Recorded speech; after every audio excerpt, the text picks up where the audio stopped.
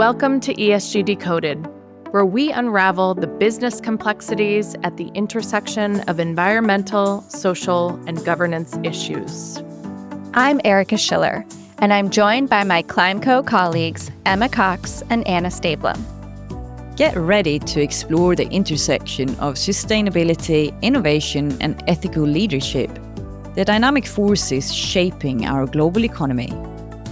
From climate action to social responsibility, we're here to decode the ESG landscape by interviewing interesting leading figures across the globe that will empower you with actionable insights.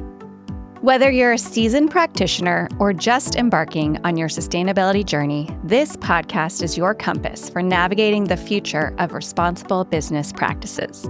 Let's decode ESG together.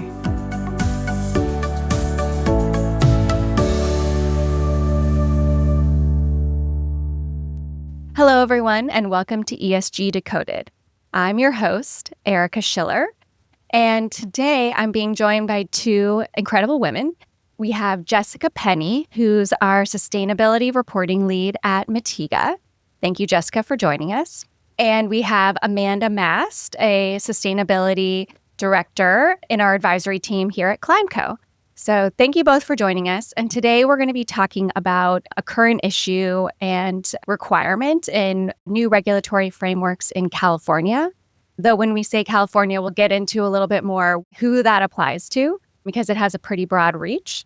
But we're going to be talking about California's SB 261, which is a new regulation that goes into effect January 1st of 2026. Some of our clients have been reporting voluntarily for a while. So these are voluntary climate reports, climate risk assessments, and scenario analysis. And what we've seen is a common gap around actually completing scenario analysis when aligning to TCFD or IFRS. And Amanda, maybe you could spend a minute to share with us what is scenario analysis and what are those acronyms that I just used? Absolutely, Erika. Thanks for having us. So actually going to take it back a little bit further. So when it comes to Senate Bill 261, as you mentioned, some firms have been reporting their climate-related risks for a long time.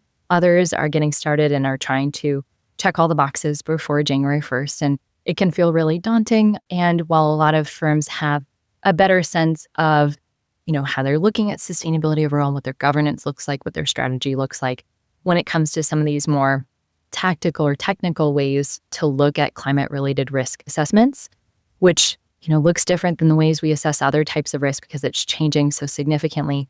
That's where we're feeling a lot of our clients feeling more daunted on how they're going to check these boxes and really comply by January. So that's why we're excited to bring Jessica on. Happy to speak with you today about that a little bit. So coming to scenario analysis in particular. So this is a really helpful tool that allows companies to understand their risk over longer periods of time, which is absolutely essential when we're looking forward into an uncertain climate future where past data are less helpful in predicting what our future outcomes will be and impacts will be. So it's a tool to say, hey, we might not know exactly the future that we're going to encounter when it comes to climate, but I've checked out the resilience of my business under a couple scenarios, and I know that I have built in more resilience into my business model and strategy. So it's an exciting tool and it's helpful. The reason it's being emphasized by a lot of the acronyms and frameworks that you mentioned, Erika, is because it's so helpful given this uncertainty. So jumping into those two acronyms you listed, TCFD, that Task Force on Climate-Related Financial Disclosures, or IFRS, those are both climate-related financial risk reporting frameworks. And so under this legislation, it didn't say, hey, here's exactly what you need to write. It gives you some flexibility in choosing what framework you want to use for your climate-related financial risk report. And TCFD and IFRS are just the two top contenders. And both frameworks really recommend the use of the scenario analysis, which speaks to why it's such an effective and important tool that's being recommended really unanimously across top frameworks. And I should flag also, so the California Air Resources Board is currently developing their regulation to go alongside the Senate bill. It's in process. It hasn't been released yet. A lot of firms are saying, oh my goodness, what do I do in this ambiguity? They have mentioned that they're going to release some minimum disclosure requirements for year one. And in what they proposed last week in their public meeting still included the resilience of the business model under different scenarios. While we're seeing some flexibility, while we're seeing ambiguity, as we're waiting for regulation, scenarios are continually coming up as something that's being recommended across the board. So I think that's what I'll say about the context that we're working within, and noting that this is newer for a lot of firms. I think this is why we're so excited to have been working with Mitiga for a long time as a partner who helps take something that's complex and technical and make it really feasible and impactful for business. So I'm just really appreciate Jessica joining us today. But Erika, I think I answered your 2 questions, but if there's any more detail needed, let me know. Yeah, I mean, I guess I'll add that this podcast is going to be released in September. So it'll be a 3-month countdown to the January 1st deadline for compliance. So that year 1 that you referenced is 2026. And so that's the first year that companies will be required to report. Though, as we said, many may be voluntarily reporting in some way already. Mm-hmm. And then, Jessica, can you share a little bit about, I know that there's requirements for scenario analysis or voluntary reporting, but if there are there other benefits? How do we talk to companies about the benefits of scenario analysis and better decision making? Yeah, no, definitely. So I think in terms of the different benefits, the first is the reporting tick box that everyone obviously looks at. But I think it's important not just to see compliance as a nuisance, but to also think about how it helps you paint the narrative to your investors and really explain how your business is resilient today and going into the future. Other kind of important use cases that a lot of our customers use us for is, for example, improving the operational efficiency of a lot of their assets. So something that we pride ourselves here in Mitiga is we give kind of physical risk assessments down to the asset level. So maybe if we look at decarbonization, a lot of customers are more advanced in their decarbonization planning and thinking about different kind of energy efficiency abatement measures they might have in place. If you then layer that with a physical risk assessment and you look at how heat stress is actually going to change your energy demand over time, it can really help you be more clever and more savvy about where you invest those energy efficiencies across the business to improve that operational efficiency. Another really big use case is investment planning. So if you're looking to acquire a new asset, build a new site, then you can actually use this climate intelligence to plan where that's going to be for optimal performance. Imagine you're looking at a renewable energy asset and you want to build a wind turbine. If you're going to locate that in a place where there isn't a wind or optimum kind of wind levels changing over time into the future, then that's probably not the best choice. You can use it to help guide those decisions. And a slightly advanced use case that we're starting to see is it integrating into insurance. So actually, if you can show how you're responding and adapting to these climate risks, you can help to bring down your insurance premiums. So there's a lot of actually really kind of value-driven reasons to tackle climate risk and tackle it soon beyond just compliance. And I think it would be helpful if you could share a little bit about a real world example. I mean, I definitely appreciate the kind of case studies that you just showed. Are there some like more detailed examples, specific companies and how it might apply to them? Of course. I mean, there's quite an advanced case study that comes to mind. I mean, I just spoke about that kind of renewable energy wind example, but we have had the extreme case where a customer has leveraged this data to understand their performance over the year. So obviously looking at how wind could change over the year to understand how to optimize the performance of their turbines. That's obviously a very, very advanced case. But we have kind of stripped back more simple versions where people, for the first time, they've had to comply. They're pretty overwhelmed by the thought of it and they're ticking that box. But actually, when they've seen the results and they've taken it away and they've started to layer it with some of their financial data and start to present it back to board, it's actually been quite a pivotal point for the business. Yeah, and I think when you were talking about making acquisitions, what could be the value of that, of the risks to that site, but also even divestitures. You could be planning what are areas that you don't want to operate in the future because of the climate risks associated with it. Exactly that. It's investment planning, acquisition, divestment, expansion. It covers all. That's great. And I'd love to understand a little bit more, how do you make it easier for clients to comply with this and to do this analysis? Yes, 100%. And I think to answer that question, it might be helpful if I give a little bit of context. Great. We're a climate intelligence company that is very much specialized in physical climate risk. And our background is science driven. So we're a science first company. But I think we recognize that for many of our customers, their first touch point with climate risk is because they need to report on it. And that's, for example, why relationships like what we have with ClimeCo and Amanda have come about, because we work with these consultancies that really help drive that reporting work to these customers. But I think where we recognize that there is this reporting need and the type of people that are playing around with this climate data maybe don't have that science technical expertise. So kind of a big mission for us here at Mitiga is to make this complex science really, really accessible and really decision useful and as stripped back and simplified as possible without losing the detail that sits behind it, right? We want to help you with really credible sustainability reporting.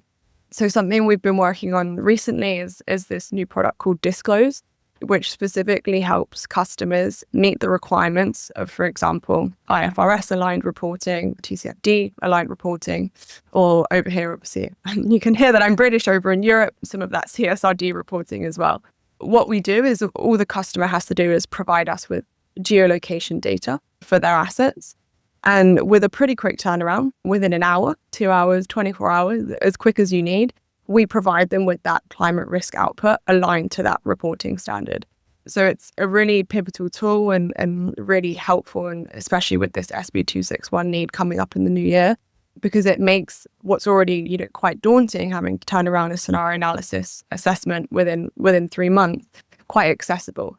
And obviously ClimeCo can kind of hold your hand and steer and make sure that the data you're receiving is really being best used and you're getting as much value out of it as possible. But yeah, I think our main intention is to help, make climate risk assessments more affordable, definitely a lot quicker, but also keep that pride in that science legacy and make sure that the data you're getting is, solid, traceable, and incredibly decision useful. That's great. Really helpful. Thank you, Jessica. And I guess one more question, and maybe this is for Amanda. I know that you wrote a blog on ClimeCo's website about who this will apply to, but as our listeners are considering, do they need to worry about SB 261? Can you share a little bit about who's impacted in this year one requirement? Absolutely, Erika. So the companies that are subject to this legislation include both public and private US-based companies that hit the annual revenue threshold of more than 500 million. So this is a really big deal when it comes to climate disclosures, because while public companies have been writing sustainability reports often for a long time or a longer period of time, many private firms are getting used to talking about sustainability or will be approaching sustainability reporting for the first time and approaching sustainability risk reporting for the first time. So I think it's really important as we consider these disclosures to think about what kinds of information, what kind of data will help a company feel comfortable that they've assessed their risk correctly, they've assessed the significance correctly, and that they feel comfortable pulling that together in a report, which they will have to share publicly. So I think that's those are broad brushstrokes on who's subject to the regulation, but it also shows why this might be a more significant adjustment for some companies, because it applies to the private firms as well.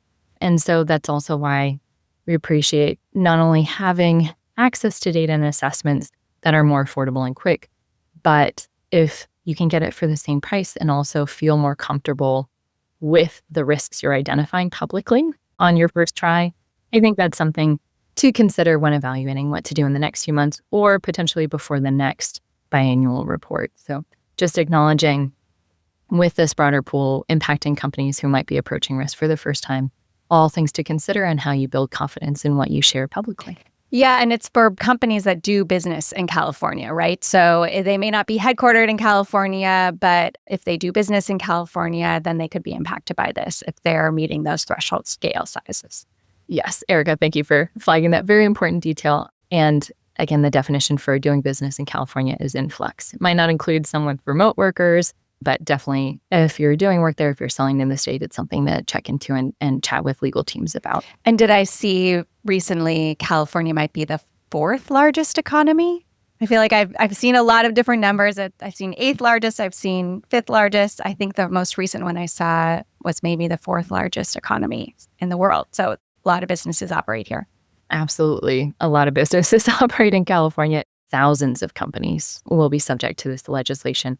I guess I should also say, while California is a big splash, will be really impactful, we've got a number of other states who introduce bills with similar disclosure requirements. New York, Illinois, Washington State.